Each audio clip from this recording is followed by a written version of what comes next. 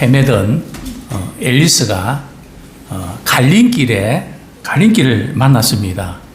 어느 길로 가야 할지 몰라 막막해서 고개를 들고 하늘의 도움을 구했지만 아무런 방법이 도움을 얻지 못했습니다. 하나님은 보이지 않고 채서 고양이가 나뭇가지에 걸터 앉아서 앨리스를 뚫어지게 쳐다볼 뿐이었습니다. 앨리스가 물었습니다. 어느 길로 가야 하니? 고양이를 쩔쩔 매는 소녀를 이렇게 향해서 비웃듯 미소를 지으며 이렇게 말했습니다. 그건 어디에 달렸나 하면, 그러자 앨리스가 어디에 달렸는데? 앨리스가 고양이에게 재우쳐 물었습니다. 그야 목적지가 어디나에 달려있지. 어디 가는데? 고양이가 물었습니다. 그건 나도 몰라. 앨리스가 더듬거리며 대답했습니다. 그래, 고양이가 씩 웃으며 말했습니다. 그렇다면 어느 길로 가도 상관이 없어. 무슨 의미인지는 아시겠습니까? 목적지를 우리가 모르면 어느 길로 가야 될지 계속 헤매다가 우리가 시간을 다 보낸다는 거죠. 이 길을 가야 되나, 저 길로 가야 되냐. 참 이런 길을 잃은 인생의 모습들을 이렇게 우화로 이렇게 표현해주고 있는데요. 중요한 것은 삶의 목적을 어디에 두고 살아가는가. 이게 참 중요합니다. 우리 한 분 한 분 이제 2025년을 맞이하면서 참 바쁘게 열심히 살아오신 줄 압니다.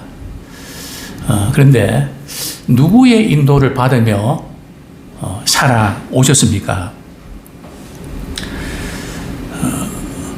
누구의 인도를 받는가에 따라서 우리 인생은 확연히 달라지죠. 그런 이야기 들어보셨죠? 우리 외국 여행을 가게 되면 공항에 딱 내려서 말이죠. 이렇게 환영에 나온 그분이 어떻게 하는가에 따라서 여행 일정이 달라집니다. 뭐 저 같은 경우도 이제 처음 미국에 갔을 때 공항에 나왔던 그분이 제게 이렇게 이야기하더라고요. 공항에 내리면 렌트카를 빌려갖고 이렇게 차를 타고 어디를 찾아오라고. 그죠? 그래서 제가 이제 렌트카를 타고 그 집에 갔죠. 그리고 그 여행 일정이 그냥 제가 거의 다 자가 운전하면서 이렇게 여행을 다닌 기억이 납니다. 처음 마중 나온 사람이 어떻게 인도하는게 따라서 우리는 거기에 좌우된다고 하는 말이 맞는 것 같습니다. 과연 우리는 누구의 인도를 받으면서 살아가고 있는가? 참 중요합니다. 근데 다윗은 뭐라고 고백합니까? 여호와는 나의 목자시니 내게 부족함이 없으리로다. 다윗의 경우는 하나님을 자신의 목자로 삼고 또 자신은 양이라고 고백합니다. 우리 인생은 그런 것 같습니다. 우리 양처럼 때로는 길을 잃고 목자가 인도해 주지 아니하면 살아갈 수가 없습니다. 가장 힘들게 살아가는 사람이 누군지 아십니까? 돈이 없는 사람? 배운 것이 좀 부족한 사람? 뭐 힘이 없는 사람? 뭐 그럴 수 있죠. 가장 힘들게 살아가는 사람들은 하나님 없이 살아가는 사람입니다. 그 사람이 돈이 많든 명예가 있든 뭐 다른 모든 갖추어도 하나님 없이 살아간다는 것이 얼마나 힘든 인생 살아가는지 모르거든요. 아마 우리 여기 모인 한 분 한 분들은 아마 이런 고백을 하게 될 것입니다. 나는 주님 없이는 살 수 없다고요. 그죠? 신앙생활 하면서 아직도 나는 주님 없이도 살 수 있을 것 같아. 만약 그런다면 내 신앙을 한번 점검해 보셔야 돼요. 과연 나는 내 인생에 있어서 목자는 무엇인가? 사람인가? 돈인가? 일인가? 성공인가? 내가 어떤 것에 이끌려서 내가 살아가는가. 정말 우리가 주님을 만난 사람이라면, 주님을 섬기는 사람이라면, 주님 없이는 단 몇 분도 살아갈 수 없고, 만약에 주님이 없었더라면 내가 어떻게 됐을까? 이런 고백을 우리는 하지 않을 수가 없는 줄 압니다. 또 신앙생활 하면서 가장 힘든 사람이 누군지 아십니까? 신앙생활 하면서 하나님의 인도하심을 받으며 살아가지 않고 그냥 어렵고 힘들 때마다 하나님의 도우심을 받으며 살아가는 사람, 인도하심을 받는 사람과 도우심을 받는 사람이 있습니다. 물론 우리가 도우심을 받아야죠. 중요한 것은 우리의 평생이 하나님의 인도하심을 받으며 살아가는 자 되기 원합니다. 우리의 신앙의 상태를 점검한다면 이런 거 아닐까요? 만약 오늘 목장 모임을 가지면서 한번 이렇게 질문해 보십시오. 하나님께서 당신의 생애를 어떻게 인도해 주셨는지 한번 나눌 수 있겠습니까? 어떤 분은 하나님 인도하심에 대해서 나눌 게 너무 많은 분이 있을 거고 없는 분도 있을 겁니다. 물론 적은 분도 있겠죠. 내 인생의 모든 순간순간마다 우리 하나님 나를 이렇게 인도하셨어.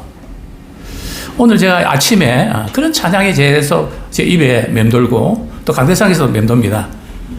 주께서 내 길 인도하시네. 주께서 내 길 인도하시네. 오늘 하루하루를 주를 위해 살리라. 주께서 내 길 인도하시네. 새해 우리 주님께서 우리 모두의 삶을 인도해 주시기를 소원합니다.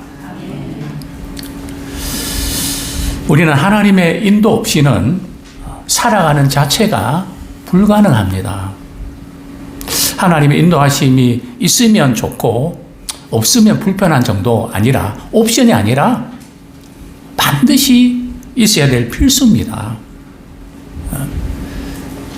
오늘 다윗은 하나님과 성도의 관계를 목자와 양의 관계로 비유를 합니다.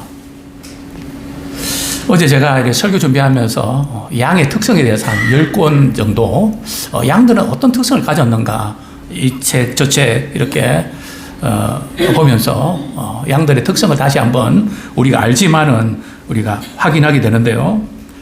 우리 본문 1절 말씀 우리 같이 한번 읽겠습니다. 시작. 여호와는 나의 목자시니 내게 부족함이 없으리로다. 여호와는 나의 목자시니. 여호와라는 이름의 뜻이 뭘까요? 여호와라는 뜻은 언약을 지키시는 하나님. 그러니까 우리 하나님께서 우리를 인도하실 때에 어디에 근거해서 인도하는가 하면 언약의 말씀에 근거해서 인도하신다는 겁니다. 그래서 주의 말씀은 내 발의 등이요 내 길의 빛이나이다. 마치 주의 말씀이 우리 인생의 내비게이션처럼 우회전하십시오, 좌회전하십시오, 유턴하십시오. 그래서 늘 그 말씀의 인도하심을 받는 우리가 되기를 소원합니다. 오늘 다윗이 이렇게 고백합니다. 여호와는 나의 목자시니 내게 부족함이 없다. 저는 이 말씀을 참 이해하기 어렵습니다. 다윗이 처한 상황은 사울왕의 자기를 죽이기 위해서 말이죠. 체포령이 내렸죠. 3,000명의 말이죠. 특공대를 투입을 해서 다윗을 잡아 죽이려고 하는, 참 도망다니는 신세, 현상은 붙은 사나이, 모든 여건들이 얼마나 힘들었을까요? 근데 하나님이 나의 목자가 되셔서 내게 부족함이 없다. 뭐 먹는 것, 입는 것, 생활하는 것, 그런 것들이 부족함이 없다는 그런 뜻일까요? 그런 부분에서는 많이 부족했을 것입니다. 그런데 여기서 다윗이 하나님 나의 목자가 되시니까 내가 부족함이 없다는 것은 어떤 의미가 하면 하나님께서 나의 목자가 되셔서 우리 생활하는 가운데 필요한 모든 부분들을 그분이 공급하시기 때문에 나는 더 이상 바랄 것이 없다. 주님 자신이 전부이기 때문에 그분을 전적으로 신뢰하기 때문에 받은 것과 다름이 없는, 혹시 이런 거 아닐까요? 우리 자녀들이 우리 부모님께 이거 사달라고 부탁을 합니다.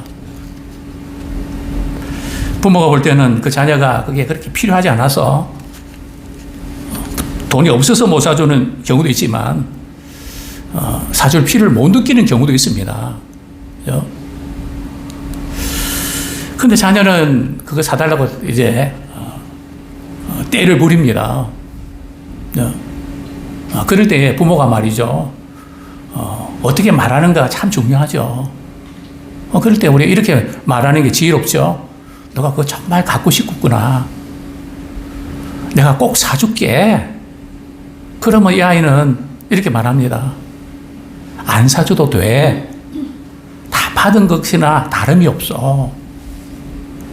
이런 느낌 아닐까요? 하나님 나의 목자가 되시기 때문에 더 이상 바랄 것이 없어. 우리도 그렇게 살잖아요. 내가 이것만 이렇게 되면 나 더 이상 바랄 것 없어. 다윗은 그렇게 고백합니다. 하나님 나의 목자가 되셔서 나는 부족함을 못 느끼면서 주님으로 기뻐하며 살아갑니다. 그런데 우리는 때로는 갈등하며 방황하며 우리가 살아가죠. 왜 우리가 참 무언가를 찾고 또 채우지 않은 갈증을 느낄까요? 요즘 중독 문제가 심각합니다.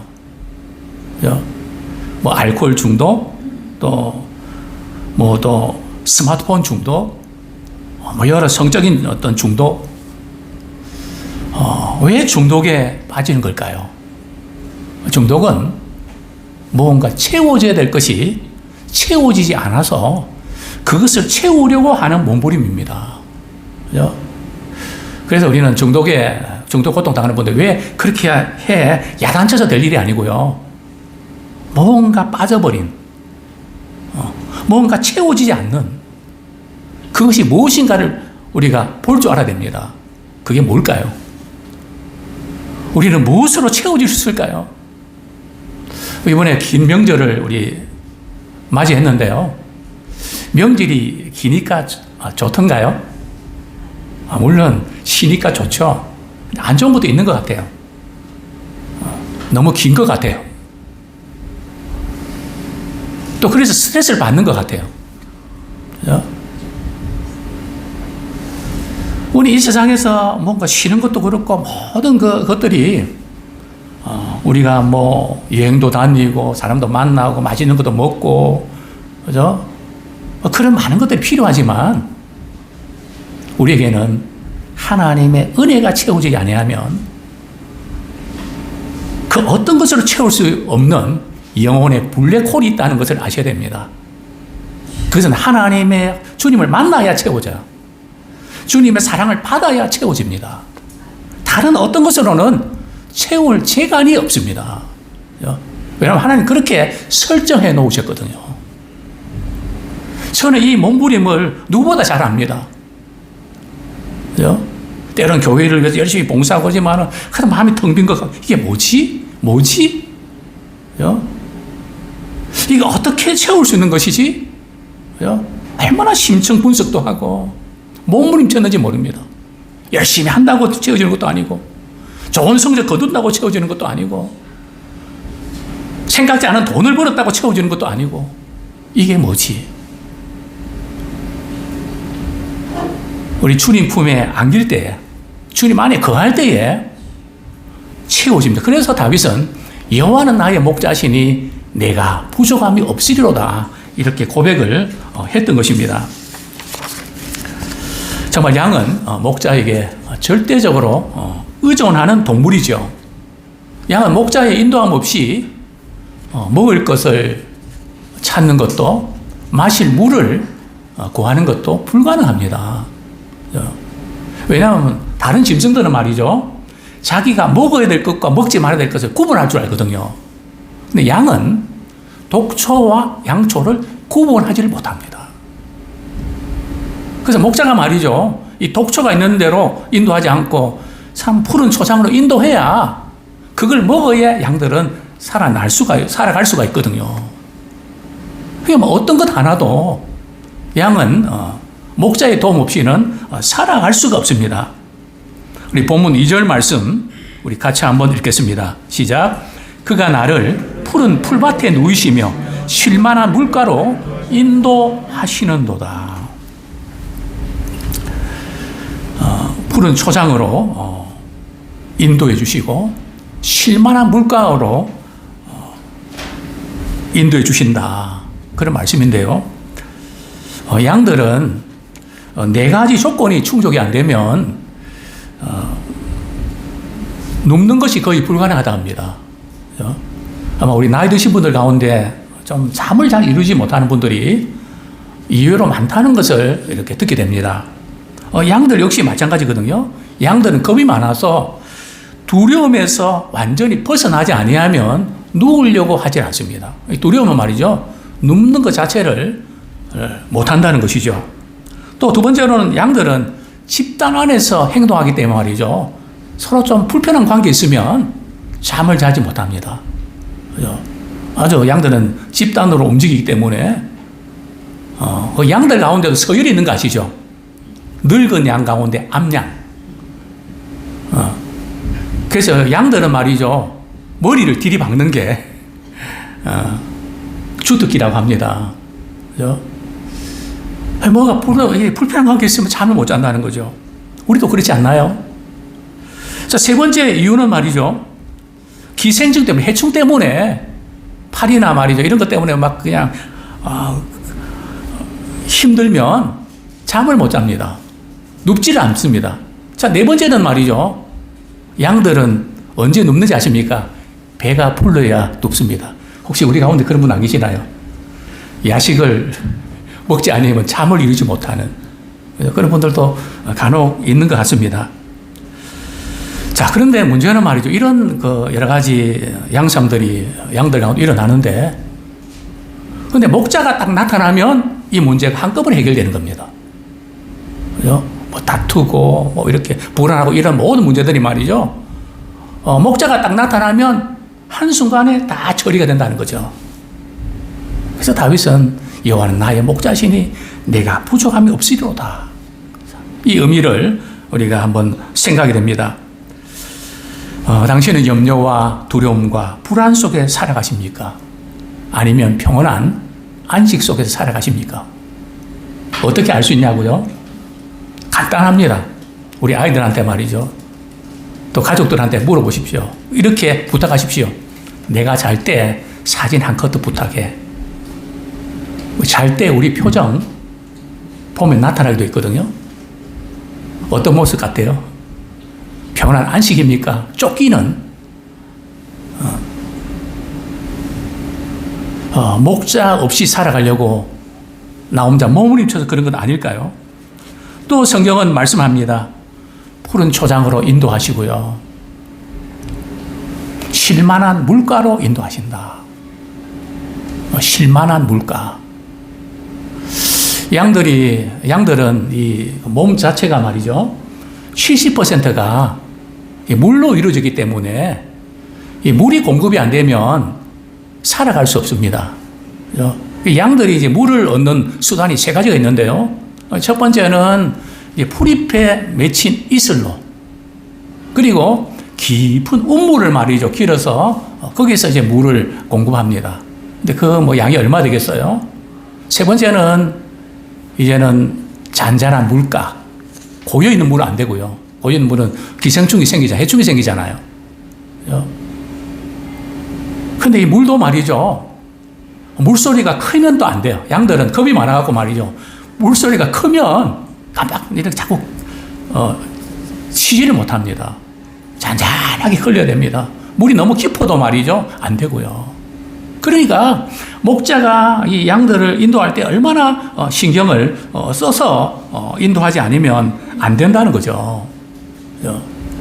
그러니까 양들은 이 목자의 도움이 전적으로 필요하죠. 자, 그 다음에 이제 이 양들에게는 푸른 초장도 필요하고요. 쉴만한 물가도 필요하고요. 저는 불면증에 걸린 분들 시편 23편은 1절에서 3절 말씀을 처방을 합니다. 집사님, 잠 오지 않을 때 여호와는 나의 목자시리 나를 푸른 초장으로 인도하시고 쉴만한 물가로 인도해 주십니다. 푸른 초장을 한번 그려보면서 쉴만한 물가, 발을 담궜던 어린 시절 기억하면서 그 순간 하나님께서 평안함을 주셔서 잠을 주무시게 됩니다. 약 안 드셔도 됩니다. 근데 많은 분들이 불면증 문제를 해결했다고 고백합니다. 그래서 저는 시편 23편 이 말씀이 정말 파워 있는, 우리나라뿐만 아니라 세계에서도 말이죠, 이런 사례들이 여기저기서 나타납니다. 자, 그런데 갑자기 말이죠, 3절 말씀 같이 한번 읽겠습니다. 푸른 초장 쉴만한 물가로 이렇게 인도했다. 갑자기 왜 내 영혼을 소생시키시고 이 말씀이 나왔을까요? 우리 같이 한번 읽겠습니다. 시작. 내 영혼을 소생시키시고 자기 이름을 위하여 의의 길로 인도하시는도다. 자, 내 영혼을 소생시키시고. 자, 지금 양이 말이죠, 넘어지면 잘 일어날 수 있을까요? 양은 말이죠, 생긴 구조가 그래서 자기가 절대 못 일어나요. 또 앞다리, 뒷다리가 다른 거 아시죠? 그죠? 그래서 한번 넘어지면 스스로 못 일어납니다. 그래서 목자가 말이죠, 지팡이로 툭툭 쳐줘야 일어납니다. 어떻게 일으키는가 한 말이죠, 조금 옆으로 말이죠, 이렇게 기울게 갖고 이렇게 쳐줍니다. 그런데 너무 오랫동안 이렇게 누워있는 그런 양들은 말이죠, 몸통을 이렇게 살짝 들어서 올려야 됩니다. 그래야 이제 가스가, 위에 가스가 찬 부분들이 이렇게 배출되면서 무리가 없고요. 그리고 다리를 말이죠, 마사지를 해줘야 혈액순환이 잘 됩니다. 참 답답하고 힘들고 어쩔 수 없는 그런 상황 가운데 어떻게 우리가 일어날 수 있을까요? 오늘 본문에 보면 내 영혼을 소생시키시고, 우리에게는 육체적인 그런 안식도 필요하고 필요한 그런 꼴도 필요하고요. 꼴도 필요합니다. 그러나 가장 중요한 것은 우리 영혼이 소생돼야 돼요. 우리 하나님이 하시는 방법 말이죠, 항상 우리 영혼을 소생시키시고 우리의 길을 인도하시거든요. 우리는 우리의 지금 처한 모든 상황들 그 부분부터 먼저 해결해 주시면 좋을 텐데 하나님께서는 그렇게 하시지 않고 항상 우리의 영혼을 먼저 소생시키시고 그 다음에 우리의 인생에 가는 길들을 열어주세요. 그걸 놓치시면 안 됩니다. 내 영혼을 소생시키시고. 자, 우리 영혼이 어떻게 소생될 수 있을까요? 우리 시편 23편 6절 말씀 우리 같이 한번 읽겠습니다. 시작. 내 평생에 선하심과 인자하심이 반드시 나를 따르리니 내가 여호와의 집에 영원히 살리로다. 내 평생에 선하심과 인자하심이 정녕 나를 따르리니.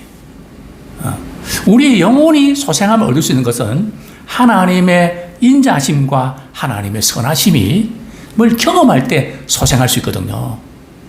그래서 우리는 예배 자리에 나옵니다. 오늘 본문에 보면 내가 여호와의 집에 영원히 살리로다. 우리 예배드리는 곳은 어떤 곳인가 한 말이죠. 참 우리가 세상 가운데 살면서 답답하고 힘든, 한번 넘어져서 말이죠, 일어날 수 없는, 아무리 몸부림쳐봐도 일어날 수 없는 그런 상황 속에서 우리 교회에 나와서 예배드리는데 우리 하나님께서 말씀으로 툭툭 쳐주세요. 그리고 성도들을 통해서 따뜻한 말, 위로의 말 툭툭 쳐주세요. 또 그 말을 듣는 순간에 힘을 얻고 우리는 일어난단 말이죠. 그래서 교회는 어떤 곳인가 하면 영혼이 소생되는 곳입니다. 영혼이 살아나는 것이죠. 어떻게 해요? 우리 하나님의 은혜를 경험함으로써 우리가 다시 살아나는. 사람들은 이렇게 말합니다. 우리가 아무리 애를 쓰고 해도 운이 따라줘야 된다고 합니다. 그죠? 그 말이 무슨 의미인지는 우리는 압니다. 그죠? 운이 따라줘야 된다. 그죠? 근데 우리 그리스도인들은 운이 아니고 하나님의 선하심과 인자하심이 반드시 나를 따르리니. 그죠? 우리 새해에 이런 인생 되기 원합니다. 하나님의 선하심과 인자하심이 반드시 당신을 따를 것입니다. 우리 한번 옆에 있는 그렇게 인사하기 원합니다. 하나님의 선하심과 인자하심이 당신을 반드시 따릅니다.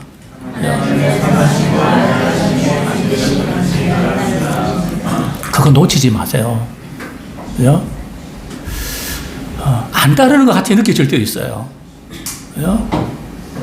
왜냐면 우리 기준에 볼 때는 이게 하나님의 이게 좋은 것 같은데, 그러나 분명한 것은 하나님의 선하심과 인자하심은 반드시 믿음의 성도들 따르게 있단 말이죠. 우리는 그냥 홀로 내팽개진 존재가 아니에요. 각자 도생하라고 그렇게 살아가라고 하신 게 아니에요. 하나님 우리를 인도하세요. 근데 우리가 방황하잖아요. 양들이 각기 제 길로, 제 갈 길로 갈 거 말이죠. 길을 잃잖아요. 그러면 목자는 말이죠. 양이 돌아올 때까지 기다리나요? 아니요.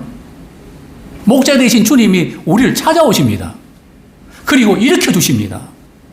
그리고 우리를 바른 길로 인도해 주십니다. 그렇기 때문에 우리 이 부분들, 하나님의 선하심과 인도하심이 따른다. 우리 자녀들에게 유사한 문제 때문에 물려줄 것이 없어서 마음 상해하지 마세요. 물론 있어서 나눠줬으면 좋겠죠. 그러나 우리는 그것보다 더 큰 너의 인생은 하나님의 선하심과 인자심이 따를 거야. 평생 하나님께서 그렇게 인도해 주실 거야. 이런 고백과 간증이 우리에게 넘치기를 소원합니다. 자, 그러면 끝으로 어떻게 우리가 하나님의 인도를 받을 수 있을까요? 자, 첫 번째, 성경을 읽는 것을 배우십시오. 삶의 방식이 변화되는 것은 성경 말씀을 통해서 하나님의 관점을 갖는 것입니다. 계속해서 지금 우리가 큐티에 대해서도 지금 강조하고 있는데요. 하나님의 말씀을 읽고 그 하나님의 관점에서 하루를 살아낼 수 있는, 그러면 우리 큐티 하는 것이, 성경 읽는 것이 습관화되어야 됩니다. 그리고 또 새해에는 이렇게 살면 좋겠습니다. 데살로니가전서 5장 15절에서 17절 잘 아는 거죠. 항상 기뻐하고 쉬지 말고 기도하고 범사에 감사하라. 그죠? 이것은 너희 안에서 그리스도를 향하신 하나님의 뜻이다. 그죠? 우리는 하나님의 특별한 어떤 뜻, 우리가 찾기보다는 우리 생활 가운데서 어떻게 하라고요? 항상 기뻐하고 쉬지 말고 기도하고 범사에 감사하라는 이 확실한 하나님의 뜻을 우리가 실천할 때에, 때는 어렵고 힘든 부분에 있어도 우리 하나님께서 우리를 인도해 주신 것을 우리가 보게 될 것입니다. 자, 두 번째로 우리가 기도할 때 하나님께서는 우리의 마음을 통해서 거룩한 소원을 이렇게 주십니다. 그래서 우리를 인도해 주시죠. 기도를 통해서 하나님 주신 그 마음의 소원들을 우리가 품고 살아가는 건 너무너무 중요합니다. 내 생각이 아니라 여러분 말씀과 기도 속에서 하나님 주신 소원이 있거든요. 나는 너를 통해서 이것 하고 싶은데, 그죠? 사람마다 다를 것입니다.